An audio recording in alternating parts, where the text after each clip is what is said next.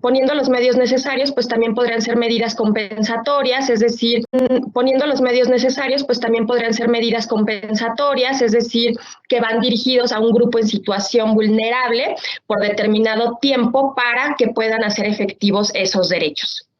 Bueno, también el día de ayer vieron muy rápidamente que existe una convención sobre los derechos del niño que fue firmada en 1989 y que contiene alrededor de 20 derechos en 54 artículos y su aplicación pues es para todo el mundo. Aparte de esta convención existen 3 protocolos complementarios y son complementarios a la convención por lo complicado del tema y por la gravedad de la falta de cumplimiento de los derechos humanos en los niños, niñas y adolescentes. Estos 3 protocolos complementarios, pues es el protocolo relativo a la venta de niños, niñas y la prostitución infantil, el protocolo relativo a la participación de los niños en conflictos armados y el protocolo relativo a un procedimiento de comunicaciones para que se puedan presentar denuncias ante el Comité de los Derechos del Niño.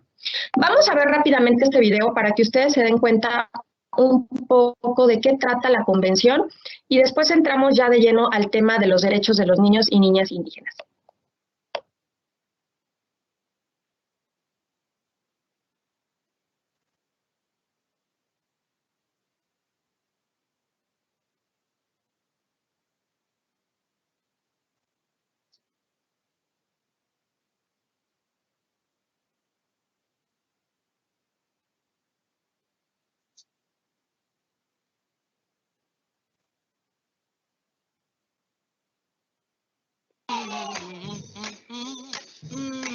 Para el video de hoy presentamos Convención sobre los Derechos del Niño. Pero antes de comenzar, debemos saber qué es una convención. Las convenciones son acuerdos entre personas, como empresas, instituciones o países. Además, es una norma o práctica aceptada socialmente por un acuerdo general o por la costumbre. Ahora sí, la Convención sobre los Derechos del Niño, o por sus siglas CDN. Es el Tratado Internacional de la Asamblea General de las Naciones Unidas que reconoce los derechos humanos básicos de los niños, niñas y adolescentes. Tiene 54 artículos que reconoce a todos los menores de 18 años, incluyendo el preámbulo, el cual resalta la idea de que los niños necesitan protección y cuidado especial, incluyendo una protección legal adecuada antes y después del nacimiento. Los 4 principios fundamentales de la Convención son la no discriminación, el interés superior del niño, el derecho a la vida, supervivencia y el desarrollo, y la participación infantil. Ahora, recordemos un poco de su historia.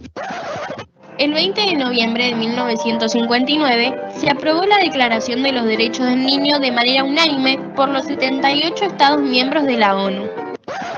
¿Pero qué son los derechos del niño? Son un conjunto de normas jurídicas que protegen a las personas hasta cierta edad. Todos y cada uno de los derechos son inalienables e irrenunciables. La Declaración de los Derechos del Niño establece 10 derechos. El derecho a la igualdad, derecho a tener una protección especial para el desarrollo físico, mental y social del niño, derecho a un nombre y a una nacionalidad desde su nacimiento, derecho a una alimentación, vivienda y atención médica, derecho a una educación y tratamiento especial para aquellos que sufren alguna discapacidad mental o física, derecho a la comprensión y el amor de los padres y de la sociedad, derecho a actividades recreativas y a una educación gratuita, derecho a estar entre los primeros en recibir ayuda en cualquier circunstancia, el derecho a la protección contra cualquier forma de abandono, crueldad y explotación, y el derecho a ser criado con un espíritu de comprensión, tolerancia y amistad entre los pueblos y hermandad universal. La Asamblea General de las Naciones Unidas aprueba la Declaración de los Derechos de la Unión. Se hace hincapié en los derechos infantiles, a la atención a la salud, nutrición, educación y bienestar. La Asamblea General proporciona asistencia por medio de la UNICEF, contribuyendo a una forma práctica de cooperación internacional. ¿Qué es UNICEF? Fue creada el 11 de diciembre de 1946 por las Naciones Unidas para dar respuestas a las necesidades urgentes que vivían los niños después de la Segunda Guerra Mundial en Europa y Asia. Desempeña su labor en más de 190 países, solo con el fin de proteger los derechos de todo niño. UNICEF lleva más de 70 años trabajando para mejorar la vida de los niños y sus familiares. Todos los niños tienen derecho a sobrevivir, prosperar y lograr todo su potencial en beneficio de un mundo mejor. Según el artículo 44 de la Convención sobre los Derechos del Niño, el Comité examina los informes que los Estados deben presentar. Están obligados a presentar un informe sobre la situación de los derechos del niño en un territorio 2 años después de su adhesión a la Convención. Luego deben entregarle al Comité informes periódicos cada 5 años sobre la evaluación de la situación de los derechos del niño y los esfuerzos para la implementación de la misma en su legislación.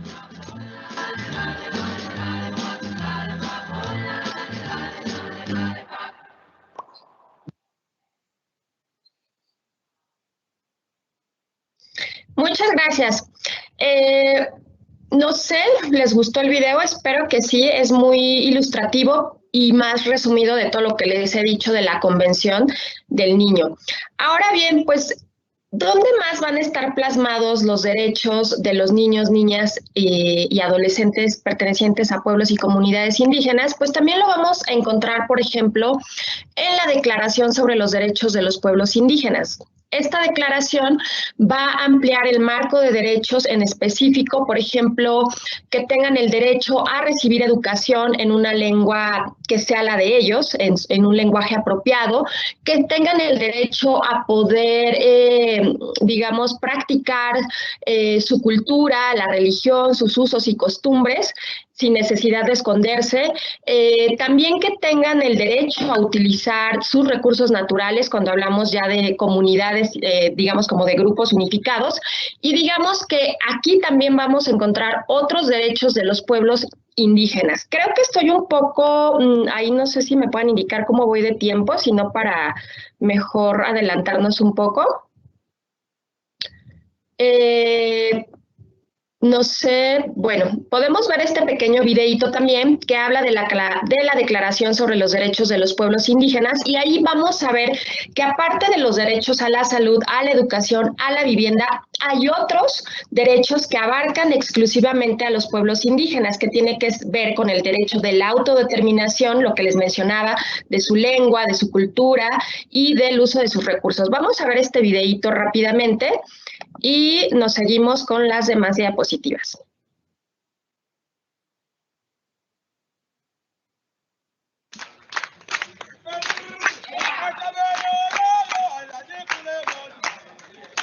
The draft resolution A/61/L67 is adopted.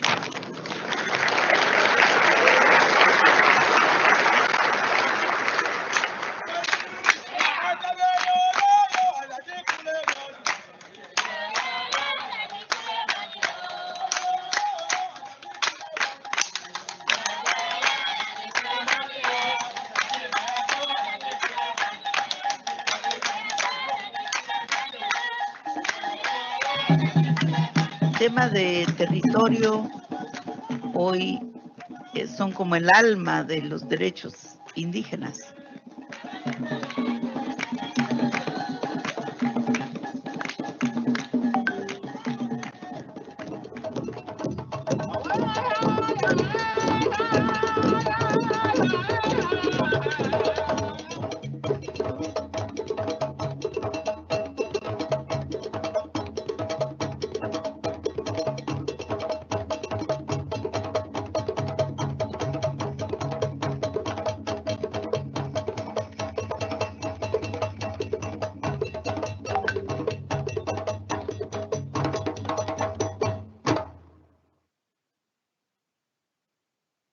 Muchas gracias. Ahí podemos ver exactamente qué otros derechos tienen los niños, niñas indígenas y de pueblos originarios. Como ustedes saben, hay una ley exclusivamente diseñada para ustedes, que es la Ley General de los Derechos de las Niñas, Niños y Adolescentes, y que contiene más de 20 derechos, ¿no? Como el derecho a la vida, a la identidad, a vivir libres de violencia, a la educación y a la salud. En ese sentido, cuando hablamos de los derechos de los niños, niñas y adolescentes de pueblos originarios o comunidades indígenas de México, tenemos que tener presentes que son los mismos derechos que tiene cualquier niño o niña, es decir, un medio ambiente sano, educación, salud, una vida libre de violencia, derechos políticos de la infancia, derechos específicos para las víctimas de trata y explotación infantil, entre otros, más los que acabamos de ver en esta declaratoria, ¿no? Que tiene que ver con el derecho a disfrutar libremente de su lengua, cultura, usos, costumbres, recursos y formas específicas de organización. Entonces, yo creo que nos podemos saltar estos dos videos para entrar a la pregunta que le toca a Estefanía. Estefanía, ¿tú crees que los niños, niñas y adolescentes de pueblos originarios se encuentran en una situación de vulnerabilidad? Es decir, que no puedan ejercer estos derechos de los que acabamos de hablar. ¿Y por qué crees que esto pueda pasar? Sí está en vulnerabilidad, pero es por falta de recursos. Por los alimentos que nosotros obviamente comemos carne, verduras, ¿no? Ellos obviamente comen carne, verduras, pero no tanto lo que es la carne porque pues la economía también se los impide. También lo que es los doctores, la medicina también nos puede afectar por enfermedades, la economía y la comunicación.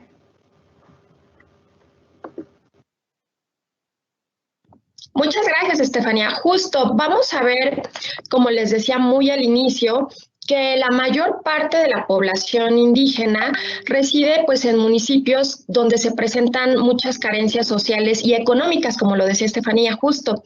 Más o menos el 87.5% de las personas de pueblos y comunidades indígenas están en municipios de alta y muy alta marginación, es decir, que hay carencias de todo tipo, ¿no? Siendo las económicas pues una de las principales, y que justo dentro de uno de los indicadores de la infancia indígena es que hay grandes grados de desnutrición, es decir, que no tienen pues el consumo necesario, ¿no? Que un ser humano debería de tener, y justo pues se asocia con todas estas discriminaciones estructurales que han permeado históricamente a estos pueblos y a estas personas.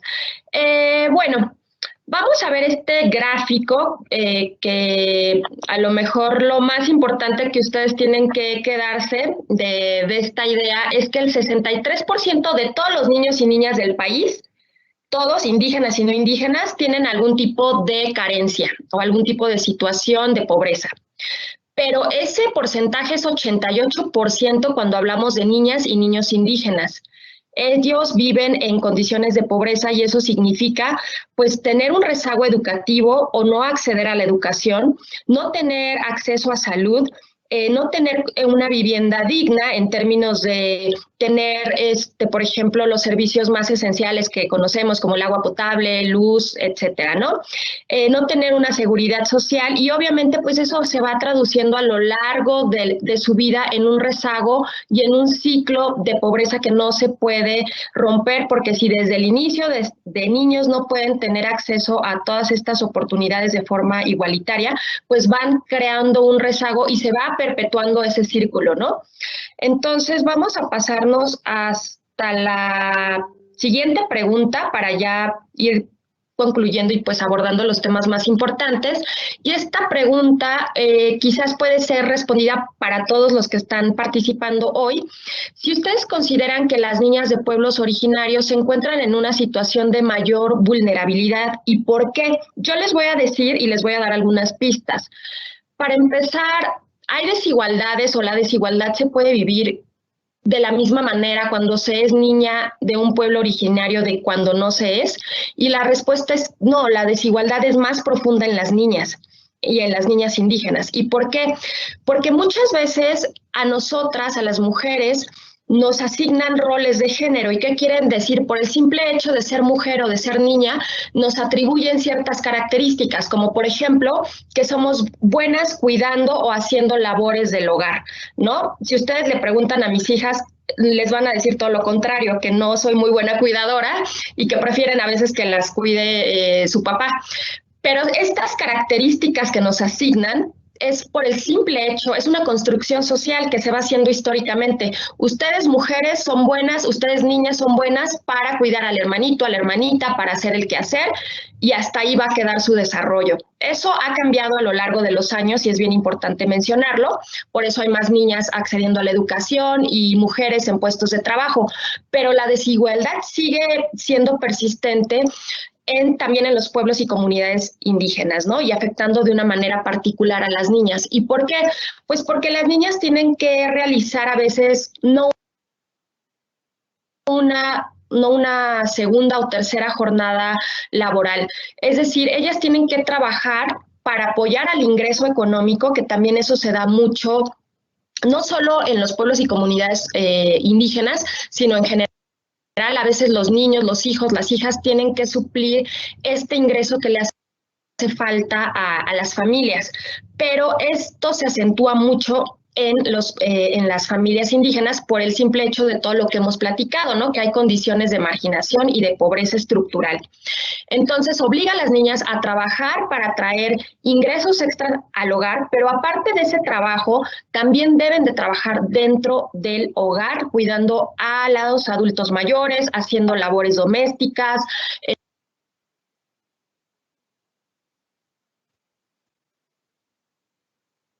cuidando a los hermanos, digamos que atendiendo toda esta esfera que le llamamos esfera doméstica de los cuidados, también recae muchas veces en las niñas. ¿Y esto qué significa? Pues que no pueden continuar sus estudios porque tienen que hacer este trabajo y a la larga eso también tiene repercusiones en la salud, en la educación.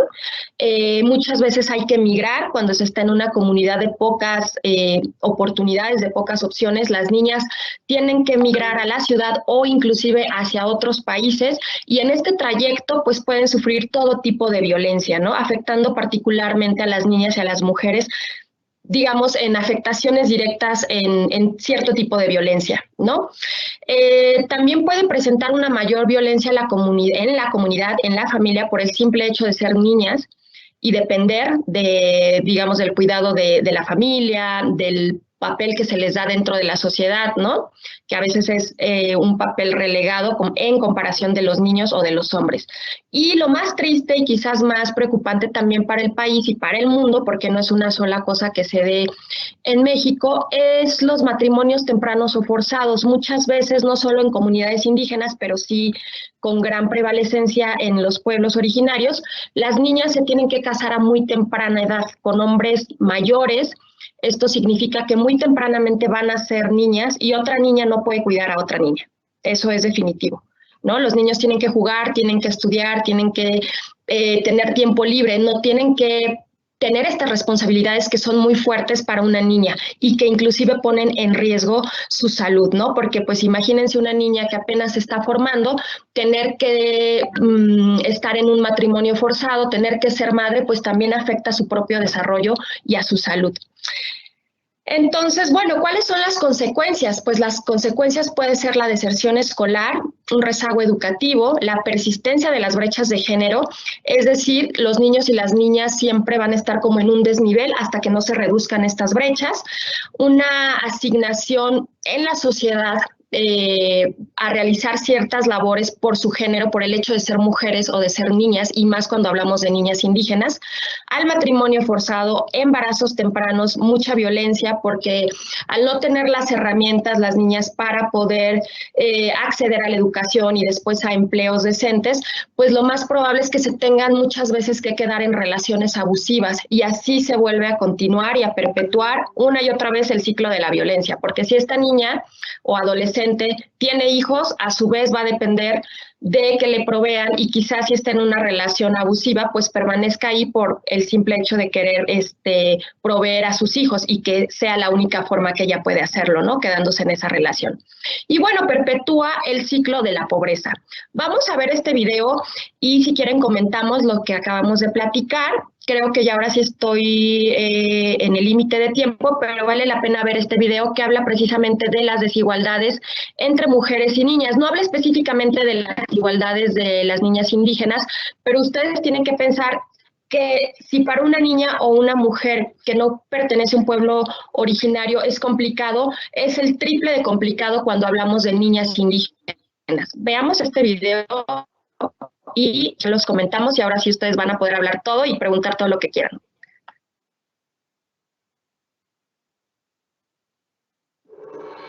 Agenda 2030.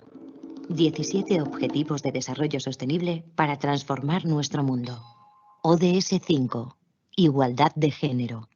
Lograr la igualdad entre los géneros y empoderar a todas las mujeres y las niñas. Mujeres y niñas sufren sistemáticamente discriminación y desigualdad en todo el mundo. 1 de cada 3 mujeres ha sufrido algún tipo de violencia. En el ámbito doméstico, dedicamos 3 veces más de tiempo a las tareas del hogar. En el laboral, nos topamos con la brecha salarial y los techos de cristal. En el institucional, ocupamos menos de 1/3 de los puestos. 37.000 niñas al día se ven obligadas a contraer matrimonio.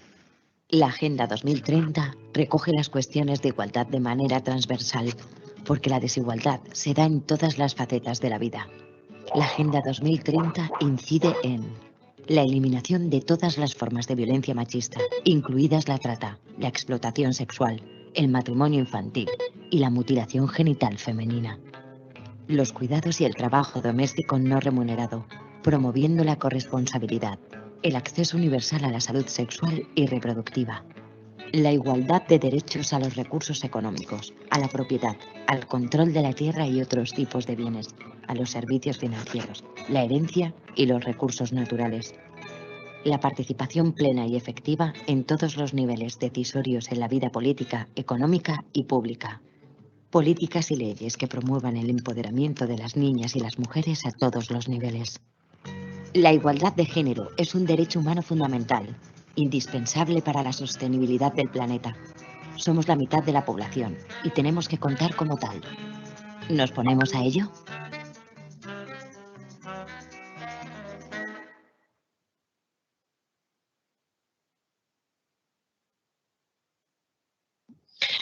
Muchas gracias. Pues solamente quisiera concluir antes de que ustedes puedan intervenir, niños y niñas, es que justo esta Agenda 2030 es un plan de acción mundial que busca armonizar el desarrollo económico, social y medioambiental. Y en el caso de la infancia, pues los pone a ustedes en el centro como agentes de cambio y como una generación que les va a tocar situaciones más complejas de lo que, por ejemplo, a mi generación le tocó, ¿no? Y uno de ellos, por ejemplo, es el cambio climático, ¿no?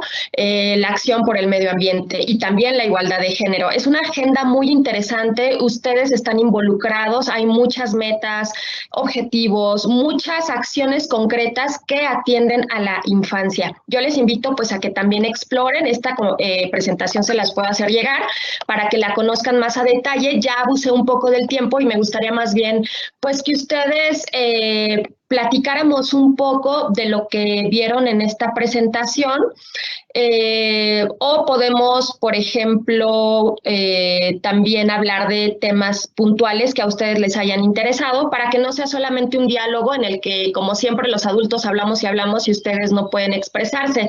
Entonces, pues voy a apagar mi micrófono y ustedes libremente pueden platicar, por ejemplo, de este último tema que vimos de las niñas de pueblos y comunidades indígenas que van, pues, digamos, por ciertas razones históricas, estructurales, de discriminación, se van quedando atrás de los demás. No sé si quiera alguien participar, yo les escucho y vamos, pues, platicando de lo que más les interese.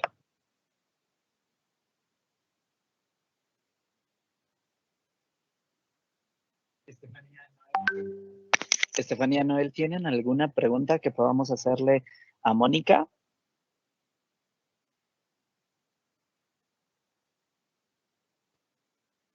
Si no es así, pues podemos ver lo de la Agenda 2030, que también está muy interesante y que les puede llamar la atención. Digamos que justo en este video de las niñas, de las mujeres, de estas brechas, pues hablamos de una Agenda 2030 y ustedes se preguntarán, pues, ¿qué es, no? Como les decía, es un plan de acción mundial que busca armonizar el desarrollo económico, social y medioambiental.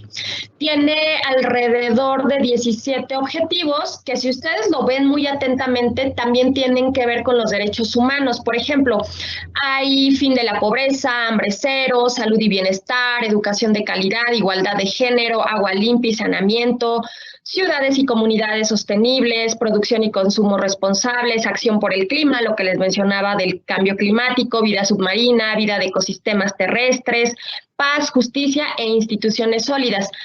Estos son más o menos los 17 objetivos de desarrollo sostenible y se planea que vamos a lograr esta agenda para el 2030. Para el 2030 ustedes van a tener a lo mejor, ¿cuántos años? Como 18 años. Y se supondrá que para entonces ya el mundo habría cambiado y ya habríamos logrado estas metas, esta Agenda 2030, que está muy ligada a los derechos humanos.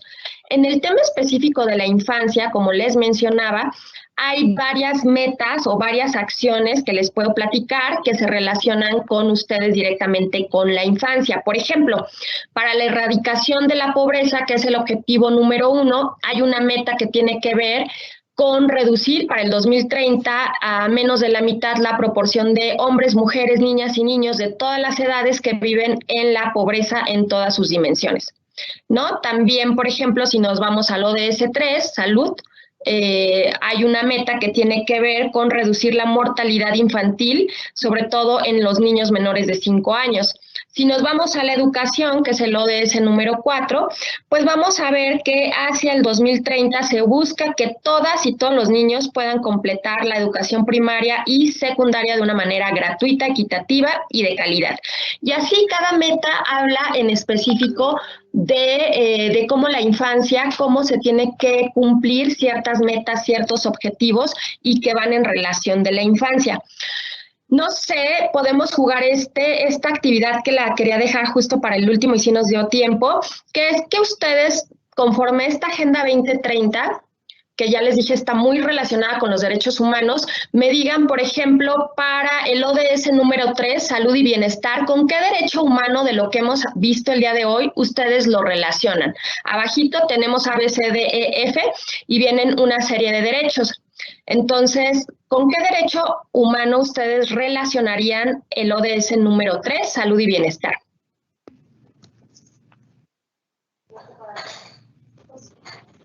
El derecho a la salud.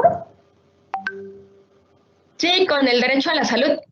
Muy bien, muchas gracias. Y, por ejemplo, si hablamos del ODS 4, educación de calidad, ¿con qué derecho humano de la infancia lo relacionarían?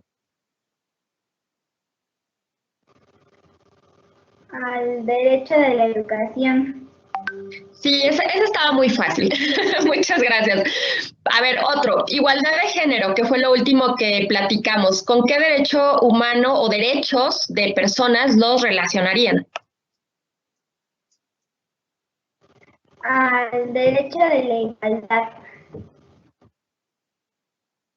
Sí, muchísimas gracias. Derecho a la igualdad y también se relacionaría con los derechos de las mujeres, de las niñas, a derecho a vivir una vida libre de violencia.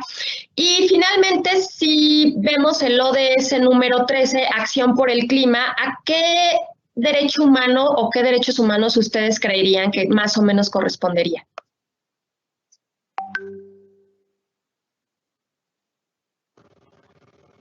El derecho al agua y un ambiente sano. Correcto, muchísimas gracias. Como pueden ver, la Agenda 2030 es una agenda de derechos humanos y hay una correspondencia total. Entonces, si en 2030 se logra implementar estos objetivos, eso querrá decir que el mundo ha logrado también la equidad en los derechos humanos, con especial énfasis en las niñas, en las mujeres, en los niños y pues en todos los grupos que se encuentran en una situación de vulnerabilidad. Hasta aquí voy a dejar mi participación. Yo les agradezco muchísimo a todos ustedes, Estefanía, Uriel, Noel, por haber estado apoyándome en esta presentación y espero que también pues haya sido entretenida y que hayan logrado pues entender un poco sobre esta esencia de los derechos humanos de los pueblos y comunidades indígenas. Yo les agradezco mucho por su atención.